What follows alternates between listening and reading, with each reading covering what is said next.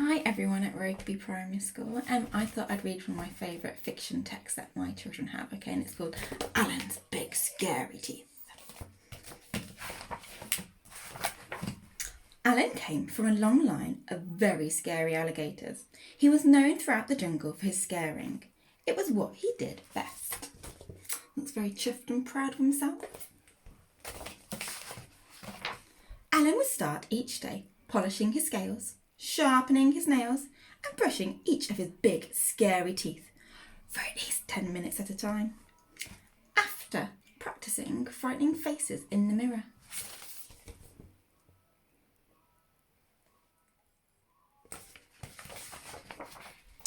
He'd sneak into the jungle for his morning round of scaring. Alan went snap, snap, and grrr, grrr. He said things like, "I'm big, scary Alan. Fear my razor-sharp teeth." Doesn't sound like he's very friendly, does it? He made the frogs leap off their lily pads, the monkeys tumble from the trees, and the parrots screech in terrible terror. Snap, snap, grrr.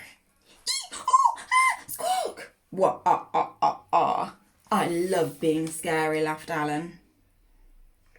I don't think anyone else in the jungle does though, do they? After a long day of scaring the jungle animals, Alan would head back to the swamp, relax, finish the crossword in the Jungle Times. At least the jungle animals have some peace and quiet now. Take out his false teeth. Nobody knew about Alan's false teeth. "Good night, teeth, tweet tweet my pair with peppers," Alan would say as he put them away carefully in his super secret hiding place. Can't talk very well without them, can you?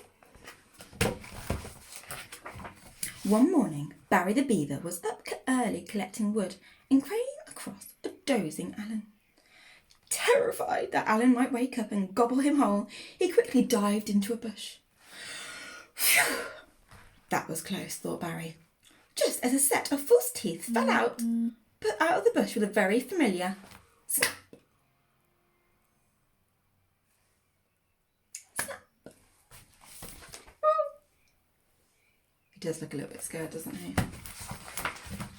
When Alan awoke, his teeth were gone. My teeth! My teeth! Where are my teeth? What could he do? Maybe nobody would notice. Could he still be scary without them? He decided to head to the jungle as usual and see.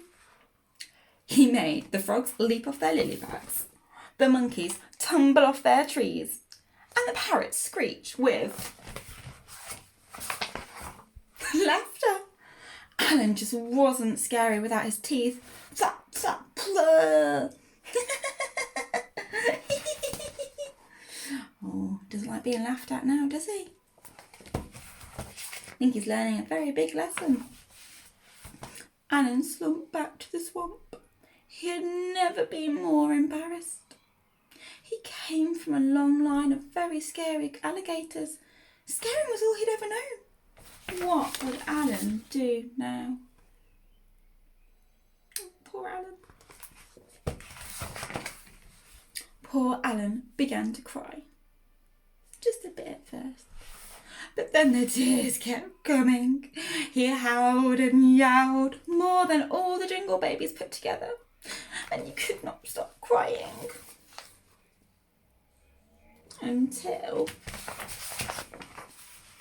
next morning. All the animals turned up at Alan's swamp with his big scary teeth. "We'll give the teeth back to you," said Frog. "Really?" said Alan. "On one condition," said Parrot. "You have to stop scaring us." "But what will I do? I don't know how to do anything else." "We have an idea," said Frog. I wonder what ideas they're going to have. And so every day, after polishing his scales, sharpening his nails, and brushing his big, scary teeth, Alan headed into the jungle and became Alan the gardener, Alan the hairdresser, and Alan the dentist. He's putting his skills to good use now, isn't he? But every night he became Alan, the big scary storyteller, thrilling the jungle animals with his terrifying tales. Wah, ah, ah, ah, ah. I love being scary, laughed Alan.